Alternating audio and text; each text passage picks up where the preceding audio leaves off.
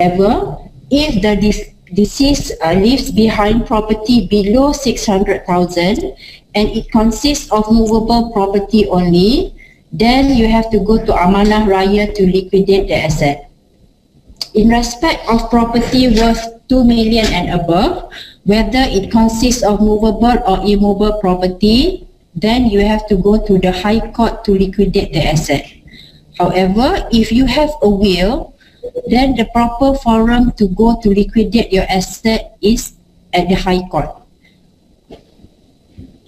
This actually applies for administration for Muslim and non-Muslim.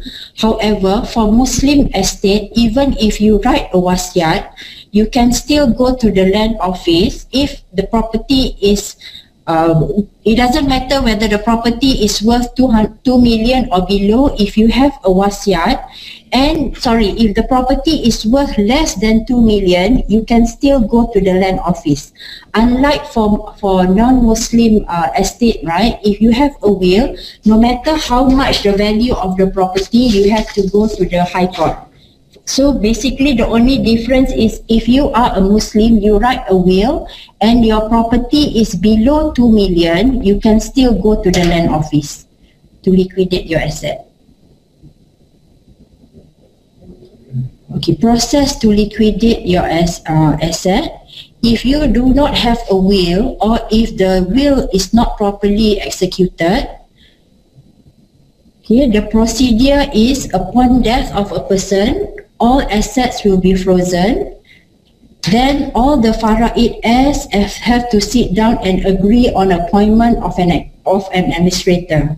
Okay, once the appointment has been decided by the family members, by the Faraid heirs, the application to the court has to be made for application for letters of administration together with the application for Sijil Faraid.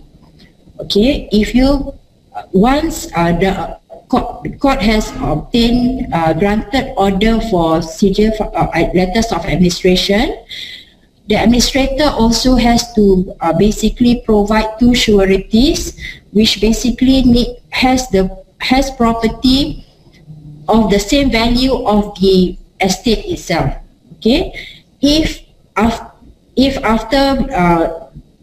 the administrator failed to obtain 2 sureties which basically has the same property value as the estate, then an application to the court has to be made to apply for an exemption. Okay, assuming either by court giving exemption or the administrator provides 2 sureties as administration bond, then after that only the letters of administration will be granted. Once the letters of administration is granted, then only the assets are free for distribution.